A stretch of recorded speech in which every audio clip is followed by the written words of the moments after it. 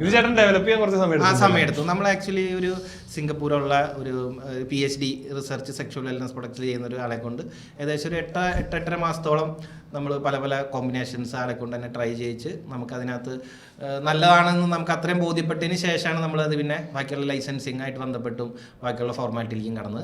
പിന്നെ നമ്മൾ ഏറ്റവും കൂടുതൽ സ്ട്രഗിൾ ചെയ്തൊരു സാഹചര്യം എന്ന് പറഞ്ഞത് ഇതൊരു സാഷേ മോഡലിലേക്ക് ആക്കാൻ വേണ്ടിയിട്ടാണ്. അത് ശരിക്കും പറഞ്ഞാൽ നമ്മളൊരു 7-8 മാസം പഠിച്ചു. ആലോചിക്കുമ്പോഴും കേൾക്കുമ്പോഴൊക്കെ അത് ഭയങ്കര സിമ്പിളായിട്ട് ചിലപ്പോൾ പെട്ടെന്ന് ഒരാൾക്ക് തോന്നാമായിരിക്കാം.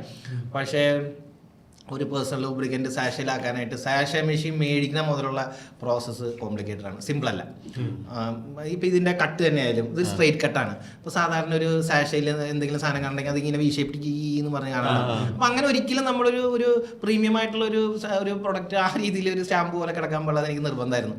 അപ്പോൾ നമ്മൾ അതിന് വേണ്ടി സ്ട്രെയിറ്റ് കട്ട് മാത്രമല്ല 3 സൈഡും നിർബന്ധമായിട്ടും അതിൻ്റെ തിക്നെസ് ഉണ്ട്. അത് അത്യാവശ്യം നല്ല ഒരു ഗ്യാപ്പിൽ തന്നെ അത് സീലായിട്ടുണ്ട്. നോർമലായിട്ടുള്ള രീതിയിൽ അതിനകത്ത് ലീക്ക് ഉണ്ടാവാനുള്ള ചാൻസുകളൊക്കെ ഭയങ്കര കുറവാണ്. പിന്നെ അടുത്തതെന്ന് പറഞ്ഞാൽ നമ്മൾ ആക്ച്വലി അതിനകത്ത് യൂസ് ചെയ്തെങ്കിൽ ഇൻഗ്രീഡിയൻസിൻ്റെ സംഗതി ആയിക്കോട്ടെ, ഇതിൽ തന്നെ നമ്മൾ ഒരു തരി പോലും ഒരു സേഫ്റ്റി സംഗതികൾക്ക് ഒരു കോംപ്രമൈസ് ചെയ്തിട്ടില്ല. അതായത് നമ്മളിപ്പോൾ ഉണ്ടാക്കിക്കുന്ന സ്ഥലത്തുള്ള ടെസ്റ്റിംഗ് കൂടാണ്ട് തന്നെ നമ്മൾ ലോക്കലായിട്ടും പല സമയങ്ങളും ക്വാളിറ്റി ചെക്സ് നടത്തുന്നുണ്ട്. അറ്റ് എ ടൈം ഓരോ ബാച്ചിനും സെപ്പറേറ്റ് ആയിട്ടുള്ള സാമ്പിൾസ് 3 പ്രാവശ്യം ചെക്ക് ചെയ്യുന്നുണ്ട്. അപ്പോൾ ഇതെല്ലാം കൊണ്ട് ഒരു ഹൈ ക്വാളിറ്റി സംഗതി എല്ലാ സ്റ്റേജിലും ചെക്കിങ് കഴിഞ്ഞിട്ടാണ് അൾട്ടിമേറ്റ്ലി ഇതൊരു പാക്കായി നമ്മുടെ ബ്രാൻഡിൽ പുറത്തേക്ക് വന്നുള്ളൂ.